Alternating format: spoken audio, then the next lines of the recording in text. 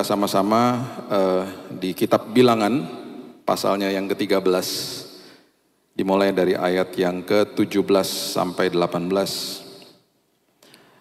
Saya sedang sering mengkhotbahkan ini karena, dan saya tidak mau jemaat di sini nanti cuma nonton-nonton online aja. Kita belajar aja pagi hari ini. Pernah saya bagikan sedikit di ibadah hari Kamis. Dan waktu saya belajar tentang prinsip ini, saya merinding. Saya bilang, Tuhan, gak ada habisnya sebuah karya Tuhan yang besar dalam hidup manusia sampai hari ini. Jadi saya mau ajak Bapak Ibu merinding bareng-bareng saya. Ini kisah yang luar biasa. Diawali dengan seorang pribadi yang bernama Musa. Dan dia mau mengirim pengintai ke tanah perjanjian. Ada satu sosok orang yang pribadi yang sangat vokal pada saat itu. Dan kehidupannya, inti dari hidupnya hanya dia percaya kepada Tuhan. Sangat sederhana. Dan karena itu dia mengalami sebuah hal yang luar biasa di dalam Tuhan. Kita pernah eksposisi ringan tentang Yosua. Hari ini kita mau belajar tentang temannya dia yang namanya Kaleb. Bilangan 13 ayat 17. Maka Musa menyuruh mereka untuk mengintai tanah Kanaan. Katanya kepada mereka, pergilah dari sini ke tanah Negeb, naiklah ke pegunungan. Amat-amatilah bagaimana keadaan negeri itu, apakah bangsa yang mendiaminya kuat atau lemah, apakah mereka sedikit atau banyak. Sederhana, sebenarnya Musa lagi kasih tahu sama mereka, coba kamu lihat masa depanmu yang penuh pengharapan sebenarnya. Coba kamu lihat masa depanmu yang sudah ditanggung penuh sama Tuhan. Coba kamu lihat janji Tuhan di hadapanmu. Karena sudah dijanjikan tanah perjanjian. Coba kamu lihat aja gitu. Karena Tuhan sudah berikan itu kepada kita. Sebenarnya itu, intinya itu. Sebenarnya hari ini kalau kita lihat hari esok, kita juga harus menatapnya seperti begitu. Kalau kita mengintai hari esok, kita harus punya prinsip bahwa, oh ya Tuhan terima kasih. Janji Tuhan gak pernah gagal dalam hidup saya. Kuasa Tuhan begitu luar biasa dalam hidup saya. Ayat 23, mereka sengaja dibawa sama Tuhan ke dalam sebuah lembah ini.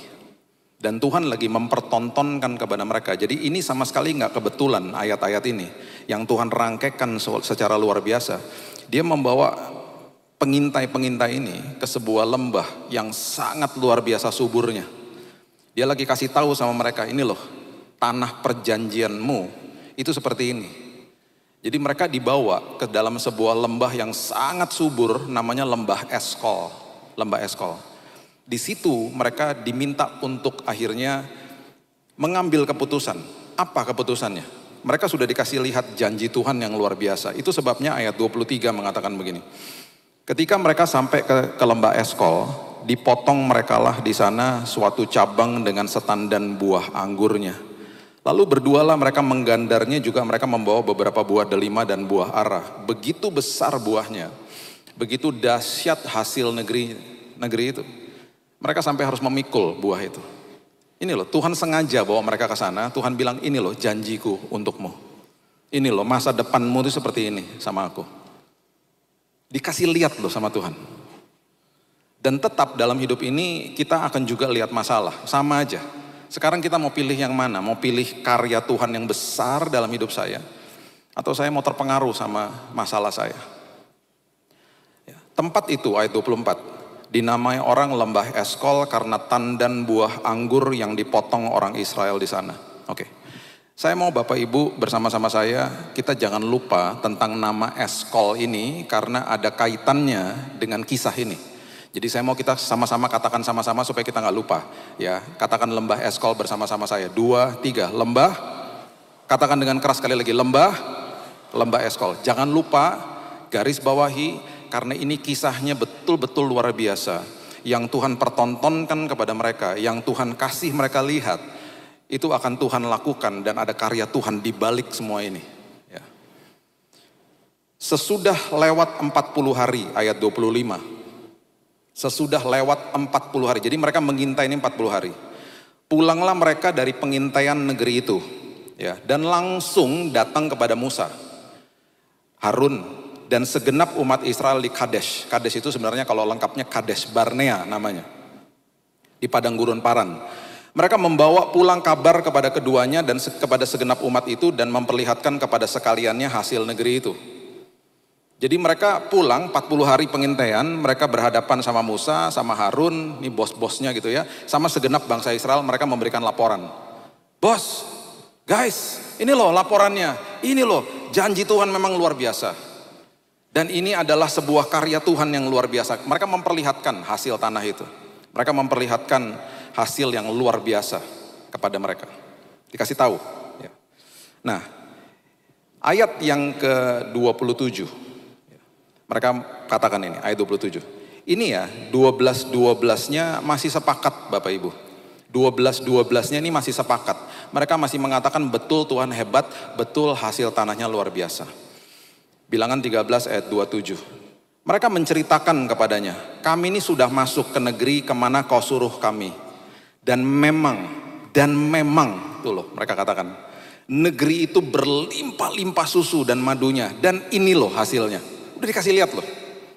Ada bukti otentik, bukti fisiknya tuh ada. Ini loh hasilnya. Ini 12-nya masih sepakat satu kata. Di ayat yang ke-28. Di sini suaranya pecah. Yang 10 nggak percaya sama kebesaran Tuhan, sementara yang 2 kita sudah tahu Yosua dan Kaleb, itu mereka nggak sepakat sama yang 10 ini. Karena yang 10 bilang begini, dimulai dengan kata hanya, namun, tetapi, betul Tuhan saya besar Pak, betul kesaksian-kesaksian orang-orang di sekitar saya luar biasa, tapi, namun, hanya, bangsa yang diam di negeri itu, ayat 28, kuat-kuat, dan kota-kotanya berkubu dan sangat besar, keturunan enak telah kami lihat di sana. Bos, mereka besar bos, mereka luar biasa mengerikannya bos, mereka raksasa bos. Betul janji Tuhan hebat Pak, tapi penyakit saya ini akut Pak, masalah rumah tangga saya tuh udah gak bisa ditolong Pak. Waktu mereka mendeskripsikan masalah mereka, ada sebuah kalimat di dalam firman Tuhan yang mengeluarkan sebuah julukan kepada kalimat-kalimat seperti ini. Dan Alkitab dengan jelas mengatakan jika orang mendeskripsikan masalah mereka dan mengatakan itu lebih besar daripada Tuhan, itu adalah sebuah kabar busuk yang keluar dari mulutnya. Ayat 31, firman Tuhan katakan begini. Tetapi orang-orang yang pergi ke sana bersama-sama dengan dia berkata, kita tidak dapat maju menyerang bangsa itu. Karena mereka lebih kuat daripada kita. Ini unik sekali memang kalimat ini. Kita tuh gak bisa maju lawan mereka, karena mereka lebih kuat daripada kita. Harusnya mereka tambahin lagi, tapi guys, inget loh, Tuhan kita lebih besar, dia yang berperang bagi kita. Yuk kita maju aja, harusnya gitu. Harusnya gitu. Kalau lihat keterbatasan kita, betul kita punya keterbatasan. Ini sebenarnya kalimat ini valid sebenarnya. Valid. Tetapi harusnya mereka percaya, mereka nggak percaya. Jadi mereka stop sampai di situ. Memang kami nggak bisa lah, kami nggak mampu lah. Dan memang kita nggak mampu. Tanpa Tuhan nggak bisa. Harusnya mereka terusin lagi. Karena mereka tidak percaya sama kebesaran Tuhan atas masalah mereka. Di ayat yang ke-32, Alkitab mengatakan begini, juga mereka menyampaikan kepada orang Israel kabar busuk tentang negeri yang diintai mereka dengan berkata, negeri yang telah kami lalui untuk diintai adalah suatu negeri yang memakan penduduknya. Dan semua orang yang kami lihat di sana adalah orang-orang yang tinggi-tinggi perawakannya. Bos, mereka besar bos, mereka mengerikan. Nah, saya mau memberikan gambaran kepada Bapak Ibu. Yang mereka katakan besar dan mengerikan itu seperti apa sih? Alkitab sudah mencatat raksasa-raksasa ini sudah ada sejak zaman sebelum itu. Dicatat di Alkitab ada di Kejadian pasal yang ke-6 ayat yang ke-4. Coba lihat. Kejadian pasal yang ke-6 ayat yang ke-4 itu adalah cikal bakal daripada kaum yang dinamakan bangsa Enak. Bangsa Enak atau yang bahasa Inggrisnya dikatakan the long neck. Jadi orang-orang yang lehernya besar-besar dan tinggi-tinggi. Ini disebut juga bangsa Anakim atau Anakites. Kalau kita pernah dengar istilah-istilah ini. Mereka lahir, mereka ada itu karena ini, Kejadian 6 ayat 4. Pada waktu itu, orang-orang raksasa itu ada di bumi. Kenapa mereka ada? Juga pada waktu sesudahnya. Kenapa? Karena ketika anak-anak Allah, perhatikan kalimat ini, anak-anak Allah itu adalah the fallen angels, malaikat yang sudah jatuh. Malaikat yang sudah jatuh itu menghampiri anak-anak perempuan manusia, mengawini mereka, dan perempuan-perempuan ini melahirkan anak bagi mereka. Inilah orang-orang gagah perkasa di zaman purbakala, orang-orang yang kenamaan. Orang-orang yang cukup populer memang saat itu karena mereka besar-besar dan figurnya mereka itu tidak seperti manusia normal. Karena malaikat kawin sama manusia. Jadi lahirlah the long necks ini maksudnya. Salah satu keturunan mereka adalah Goliat. Dan bahkan sejarah mencatat ada yang matanya cuma satu, the Cyclops. Dan bentuknya mereka tuh banyak sekali yang disfigure gitu dari muka-mukanya. Jadi memang mengerikan kok. Jadi kalau waktu mereka bilang itu mereka besar-besar bukan sekedar mereka besar, mereka tuh mengerikan. Mukanya ngeri, badannya besarnya luar biasa. Dan seolah-olah kalau mereka lihat mereka ya, mereka mau 10 lawan 1 juga mungkin kalah 10-nya gitu loh. Jadi yang mereka gambarkan itu sudah ditulis memang di Alkitab. Dan mereka mendiami tanah-tanah perjanjian. Jadi deskripsi mereka tentang besarnya masalah mereka itu valid sebenarnya. Tetapi ketika kita mulai mengatakan bahwa itu lebih besar daripada kuasa Tuhan saya, itu Alkitab mengatakan itu kabar busuk. Karena setiap kali Alkitab mengajarkan selalu ada benang merah dari Kejadian sampai Wahyu. Di balik ucapan syukur ada kuasa yang besar. Di balik ucapan syukur ketika ada masalah yang besar dan hatimu tetap tertambat kepada Tuhan dan percaya kepada kuasa Tuhan, itu kuasa yang besar terjadi. Berarti kamu percaya sebelum kamu lihat.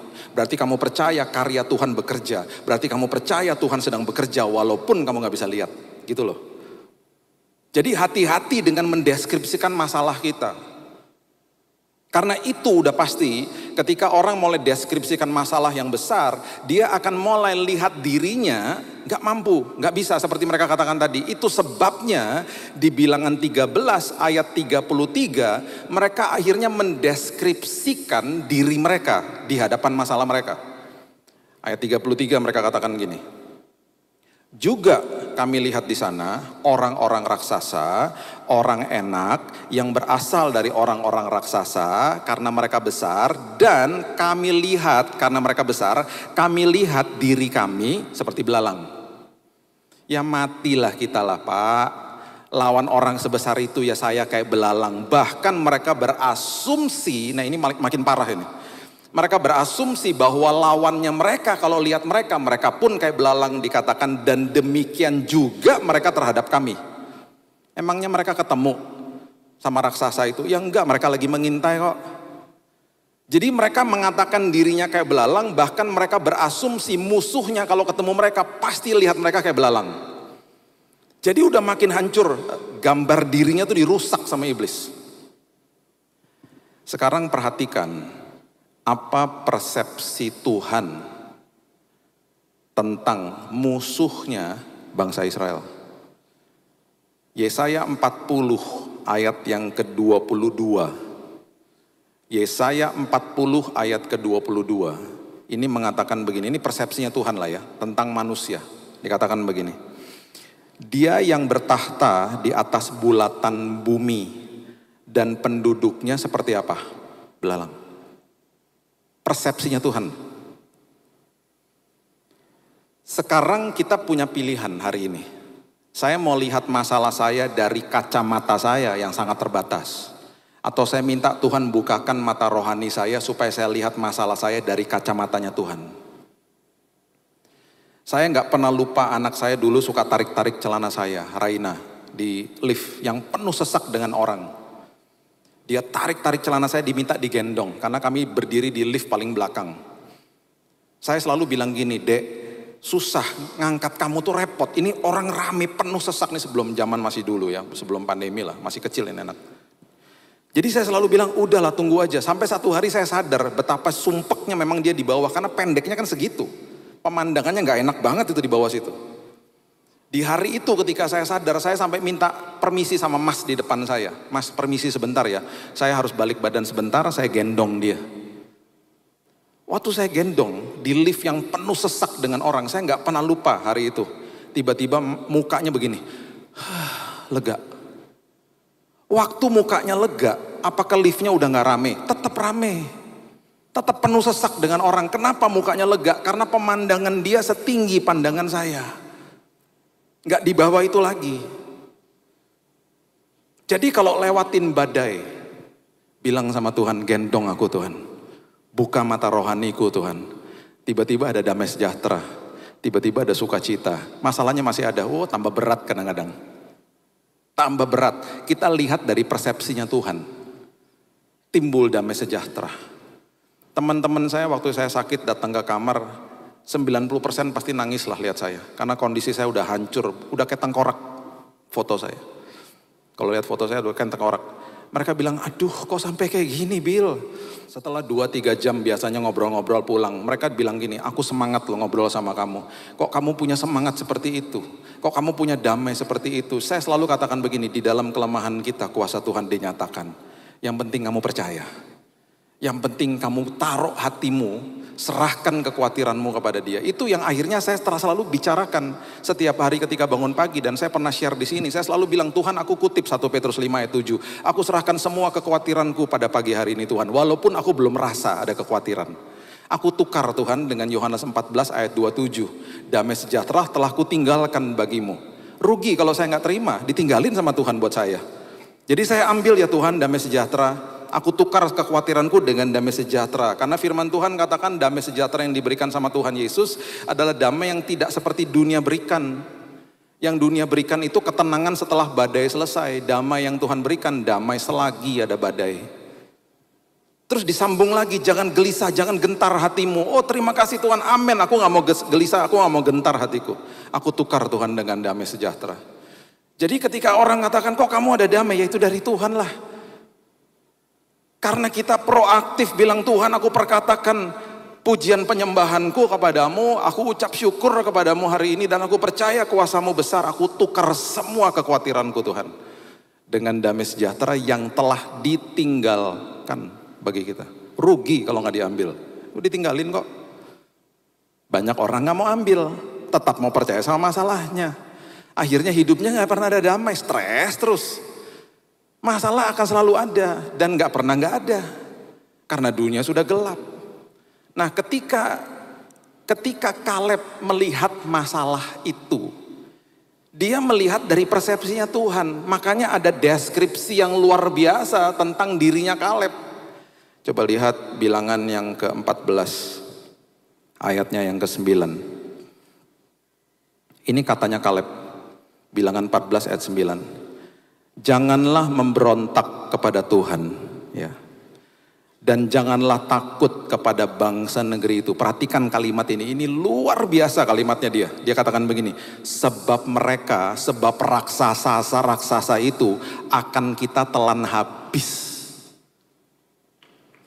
Akan kita telan habis, Bapak Ibu. Belalang itu adalah makanannya mereka. Nanti Bapak Ibu baca sendiri di kitab Imamat, itu makanannya mereka, salah satu makanannya mereka. Jadi waktu dia bilang kita akan telan habis, respon daripada kata teman-teman yang 10 itu, dia lagi kasih tahu sama mereka, loh harusnya kamu ngerti, mereka itu yang kayak belalang, bukan kita, enak aja, gitu loh, dia ngomong gitu. Justru mereka akan kita telan habis. Terus dia sambung lagi, yang melindungi mereka tuh sudah meninggalkan mereka, nggak ada yang melindungi mereka. Sedang Tuhan kita menyertai kita, janganlah takut kepada mereka. Jadi kalau mendeskripsikan masalah, itu dasarnya, basisnya adalah karena Tuhan beserta sama saya, masalah saya kayak belalang. Itu persepsi yang dahsyat dari seorang Kaleb ini. Mereka bilang, ngapain kamu takut? Betul mereka besar, tapi Tuhan kita lebih besar. Kita akan telan habis mereka. Mereka justru kayak belalang, ngawur aja kamu. Gitu loh maksudnya. Sama seperti persepsinya Tuhan. Tuhan lihat manusia, melihat musuhnya, itu kayak belalang. Celikan Tuhan mata rohaniku. Satu hari nanti kita bahas tentang Elisa dan hambanya. Ketika dia ketakutan, ketika diserang dan dikepung Elisa. Elisa tenang aja, dia bilang gini, Tuhan celikan mata dia. Waktu dicelikan matanya dia melihat bala tentara surga yang jumlahnya lebih besar daripada musuhnya. Dan bahkan kisah itu akhirnya diakhiri dengan apa? Musuhnya dibutakan. Musuhnya dibutakan. Dia bilang sama Tuhan, butain tuh mata-mata musuhnya. Ikut Tuhan. Itu berarti mata rohani kita dicelikan, mata musuh kita dibutakan sama Tuhan. Itu Tuhan. Itu dahsyatnya Tuhan kita. Jadi ngapain takut? Makanya bilang sama Tuhan, hari lepas hari celikan mata rohaniku Tuhan, supaya aku sadar betapa besarnya Tuhan dalam hidupku. Gara-gara itu, ya, gara-gara itu. Ini yang Tuhan katakan tentang anaknya yang namanya Kaleb. Bilangan 14 ayat 24, firman Tuhan katakan gini. Ini saya suka dengan kalimat ini, dia katakan gini. Hambaku Kaleb, ya. Karena dia tuh lain jiwa yang ada padanya dan ia mengikut aku dengan sepenuhnya. Akan kubawa masuk ke negeri yang telah dimasukinya itu dan keturunannya akan memilikinya. Ini janjinya Tuhan kepada dia. Dan Tuhan katakan dengan jelas, karena dia ikut aku dengan sepenuh hati, orang ini adalah orang yang lain jiwa. Lain jiwa tuh different spirit, punya roh yang berbeda. Berarti orang yang percaya sama Tuhan, orang itu kelainan jiwa. Itu kata saya. Lain jiwa, different spirit.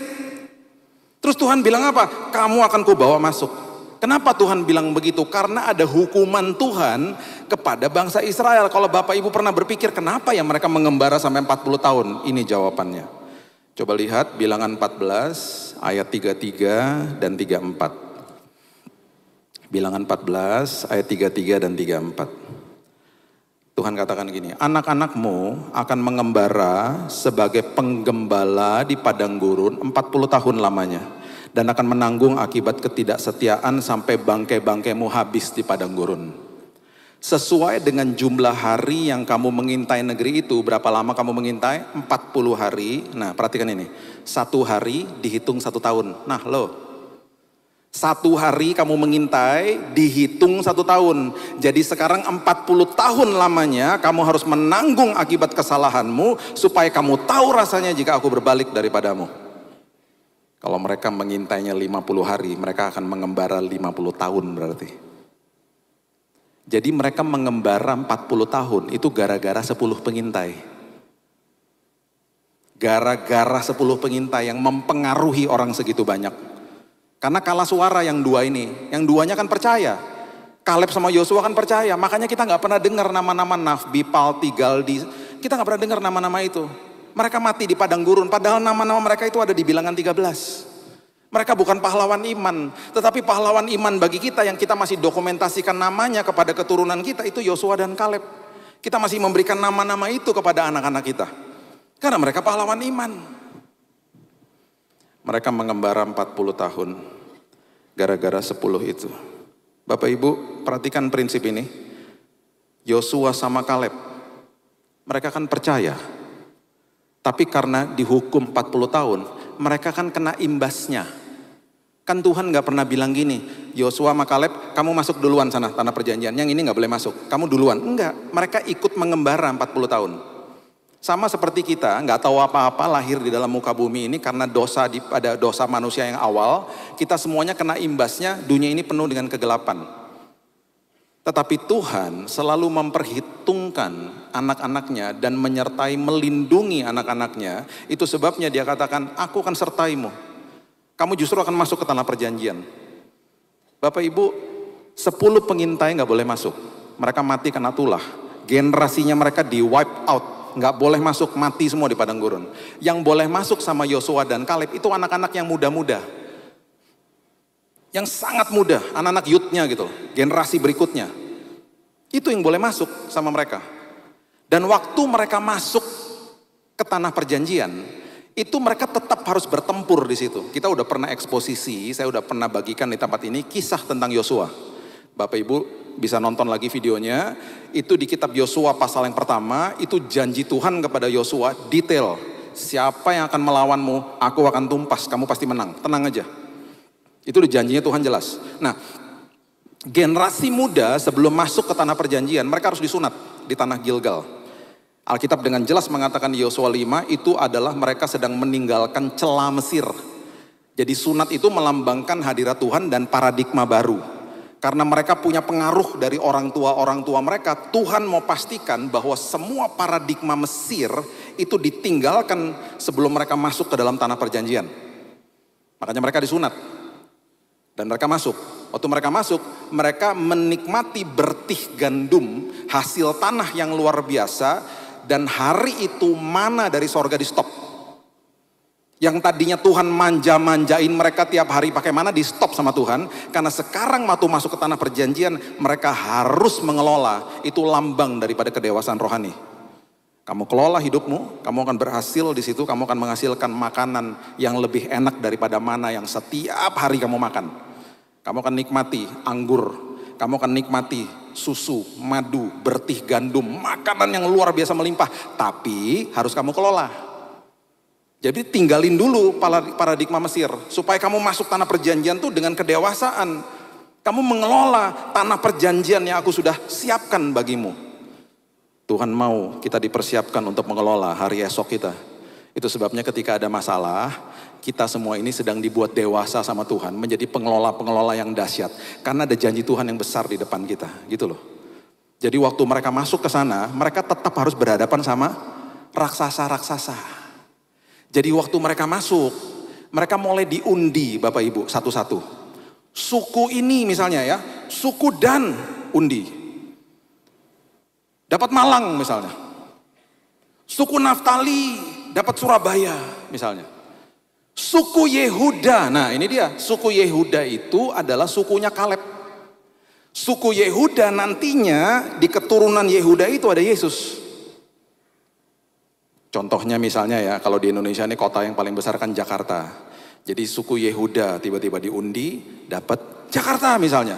Wah, semua suku-suku yang tadinya menantikan tempat yang paling hebat, yang paling besar dan sakral itu, mereka pasti ya dia yang dapat. Suku Yehuda mendapatkan hasil undiannya. Jadi Kaleb dapat tanah namanya Hebron. Hebron itu sangat sakral di antara mereka karena Abraham, Ishak dan Yakub dikubur di situ. Jadi itu merupakan tanah yang sakral yang dinanti-nantikan sama semua suku sebenarnya. Jadi waktu undiannya keluar dikasih Hebron, wah itu pasti semua suku, ya dia yang dapat, Kaleb yang dapat. Ada kemungkinan besar, Alkitab tidak menulis dengan detail ya. Yosua tuh ngomong sama Kaleb. Kan sama-sama udah tua ya. Kan mereka disertai sama yang muda-muda. Nah tetap waktu dapat tanah-tanah itu mereka harus berjuang, mereka harus berperang sama yang mendudukinya. Tetapi generasi muda ini udah ngerti, mereka pasti menang. Jadi gak ada yang bersungut-sungut udah. Mereka percaya janji Tuhan, kita perang pasti kita menang. Oh mereka udah gagah perkasa. Nah jadi ada kemungkinan Yosua tuh ngomong gini sama Kaleb. Leb, kamu tuh kan udah tua sama-sama saya. Udahlah biarin yang muda-muda bertempur ke tanah Hebron. Karena tanah Hebron Leb, itu paling tinggi-tinggi pegunungannya. Kamu tuh wis tua, udah di sini aja udah. Kamu nunggu sama aku duduk manis-manis kita ngopi-ngopi, biarin yang muda-muda bertempur. Nanti udah pasti menang kok. Tuhan udah kasih kok tanah itu. Plus Leb, itu tanah Hebron, raksasa yang paling besar itu ada di situ. Udah daripada kamu capek-capek, kita duduk-duduk manis aja di sini. Raksasa yang paling besar itu ada di Hebron. Nanti saya kasih ayatnya. Nah, saya tutup sama ini ya. Kita lihat Yosua 14, dimulai dari ayat yang ke-7. Yosua 14 ayat yang ke-7. Ini responnya Kaleb kepada Yosua. Dia bilang gini. Yosua 14 ayat 7. Aku berumur 40 tahun ketika aku disuruh Musa, hamba Tuhan itu dari Kades Barnea untuk mengintai negeri ini sama kamu. Ingat gak? Ya, sama 10 teman kita yang udah pada mati itu, yang nyebelin itu loh. Dan aku pulang membawa kabar kepadanya sejujur-jujurnya. Kamu ingat toh, waktu aku pergi sama kamu itu usiaku tuh 40 tahun. Dia bilang gitu. Oke, kita sambung lagi, coba lihat ayat 10. Dia bilang gini, jadi sekarang bro, dia bilang nih sama Yosua, sesungguhnya Tuhan itu telah memelihara hidupku. Seperti yang dijanjikannya. Kan Tuhan udah janji, pelihara hidupku. Peliharanya itu gimana sih? Kini sudah 45 tahun lamanya sejak saat itu, sejak diucapkan Tuhan firman itu kepada Musa. Dan selama itu orang Israel mengembara di padang gurun. Jadi sekarang hari ini aku ini telah berusia 85 tahun. Udah tua. Aku ini 85 tahun memang. Itu waktu kita mengintai itu waktu aku umur 40 tahun. Itu 45 tahun yang lalu. Terus dia sambung lagi ayat 11. Pada waktu ini, bro, aku ini masih sama kuat. Seperti pada waktu aku sama kamu tuh disuruh Musa. Seperti kekuatanku pada waktu itu, demikianlah kekuatanku sekarang untuk berperang dan untuk keluar masuk. Dengan kata lain, kamu jangan suruh aku ngopi-ngopi sama kamu di sini. Aku mau ikut perang karena kekuatanku masih sama. Karena orang-orang yang percaya sama Tuhan, tubuh, jiwa, dan rohnya tetap diberikan kesehatan dan kekuatan sama Tuhan. Itu maksudnya. Bapak Ibu hidup di dalam dunia yang sudah jatuh ini, kalau kita percaya sama Tuhan kita yang luar biasa, tubuh, jiwa, dan roh diberikan kekuatan sama Tuhan.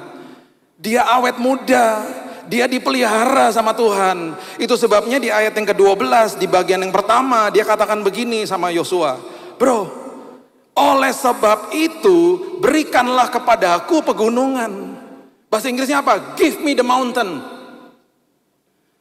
Apapun masalah besar di depan kita hari ini, katakan, berikan aku pegunungan itu. Karena yang berperang bukan aku tapi Tuhan.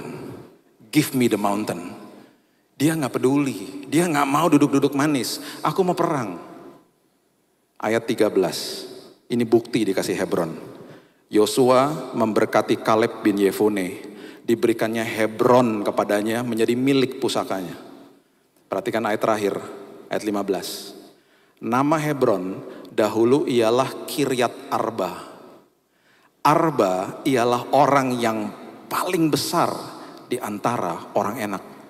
Ini bukti bahwa raksasa yang paling besar ada di tanah Hebron.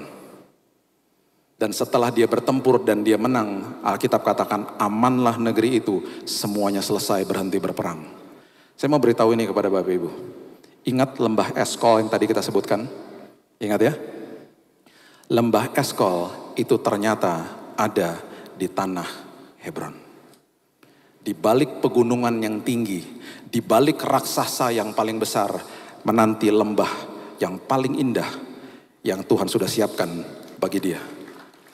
Di balik masalah yang besar dalam hidupmu, di balik masalah yang sangat besar, sudah menanti lembah Eskol bagi setiap kita. Itu sebabnya di awal Tuhan kasih tahu sama dia, Tuhan giring mereka ke lembah Eskol. Tuhan mau lihat, aku mau lihat, percaya gak nih anak-anak aku sama aku? Aku kasih lihat nih janjiku. Aku kasih lihat masa depannya yang luar biasa. Gak ada yang percaya, 10-nya gak percaya. Tuhan kasih lihat loh, kalau kamu percaya itu jadi milikmu. Lembah Hebron diberikan kepada Kaleb. Saya mau beritahu ini Bapak Ibu, kalau hari ini ada pegunungan yang sangat tinggi di depanmu. Kalau hari ini ada raksasa yang paling besar di depanmu, itu berarti Tuhan tahu ada Kaleb di dalam dirimu. Dan Tuhan tahu kita akan menghadapi itu semuanya. Dan Tuhan yang berperang bagi kita. Dan lembah Eskol menanti bagi saudara dan saya. Saya akan tutup dengan ini. Saya waktu didiagnosa mati di bulan Januari 2019. Dokter bilang sama saya, Pak, Bapak cuma diberikan waktu 3 bulan, Bapak meninggal, kena kanker darah. Bapak kalau bertahan paling-paling 6 bulan, berarti bulan Juni Bapak meninggal. Kalau Bapak masih bertahan hidup, Bapak akan terus dirawat sampai bulan Oktober. Itu pun kalau masih hidup. Di bulan Januari 2019, di tahun itu, kedua anak saya, yang satu di bangku SMA, akhir kelas 3, yang satu di bangku SD kelas 6. Berarti di bulan Mei mereka akan lulusan, di bulan Juni dua-duanya wisuda. Saya bilang gini sama Tuhan, Tuhan kalau saya lihat wisuda di bulan Juni, itu gunung yang sangat tinggi bagi saya. Seolah-olah gak mungkin. Tuhan, aku percaya Tuhan yang berperang bagi saya. Saya mau hadir di wisuda anak saya Tuhan. Apa yang dunia katakan, saya percaya kuasa Tuhan lebih besar. Di bulan Februari Tuhan sembuhkan saya dengan mujizat yang luar biasa. Saya udah sering sampaikan di sini. Di bulan Mei saya dikeluarkan dari rumah sakit. Sempat saya tanya gini sama dokternya, nggak ada obat toh dok? Nggak ada, kalau kamu pusing minum Panadol aja. Di bulan Juni saya hadir di wisuda anak saya, duduk di depan. Saya udah nggak inget acaranya seperti apa, karena sepanjang acara saya cuma bisa nangis. Karena duduk di tempat wisuda anak saya di dua-dua wisuda itu lembah eskol bagi saya. Itu keindahan yang luar biasa bagi saya. Jadi saya mau memberikan semangat kepada Bapak Ibu, apapun masalahmu, katakan kepada gunungmu, Tuhan saya lebih besar, Tuhan saya lebih dahsyat. Di balik itu semuanya berkat Tuhan menanti bagi kita. Yes, berikan tepuk tangan kita untuk Tuhan kita. Haleluya. Bapak yang baik, terima kasih Tuhan. Kalau kami belajar tentang pribadi yang luar biasa ini Tuhan, tentang Kaleb. Hari ini Tuhan kami tahu bahwa ada Kaleb-Kaleb di tempat ini Tuhan. Bahkan pegunungan yang setinggi apapun kami akan katakan give me the mountain. Karena kami tahu yang berperang itu Tuhan. Dan kami tahu di balik itu semuanya pemulihan, kesembuhan, kesehatan, provisi daripada Tuhan sudah menanti bagi kami. Kami percaya kebesaran Tuhan, kami percaya kuasa Tuhan. Tuhan pulihkan iman kami, buat iman kami bertumbuh di dalam Tuhan. Celikkan mata rohani kami, supaya kami melihat kebesaran Tuhan dan kuasa Tuhan. Kami serahkan hidup kami, masa depan kami dalam tangan Tuhan, hidup kami pasti penuh kesaksian. Di dalam nama Tuhan Yesus, kami sudah berdoa dan sudah menerima firman kebenaran, kita sama-sama katakan, amin. God bless you.